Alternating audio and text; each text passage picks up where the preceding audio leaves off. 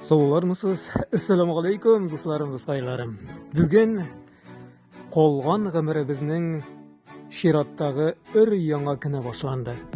Әйе, һәр көнне яңадан башлыйбыз. Ничек үтәр ул?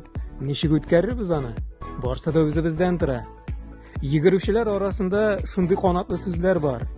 Ничек кенә йөгерсәң дә, нинди генә нәтиҗәләр күрсәтсәң дә, синең йөгерүең, синең хәрәкәтләнүең диванда утыручыларга караганда күпкә яхшырак диләр.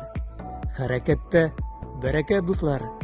Калган гомеребезнең чираттагы беренче көне бәрәкәтле, файдалы узсын. Уңышлар һәммәбезгә дә. Һәм инде шуны да онытмыйк, дусларым. Сәламәтлек, саулык.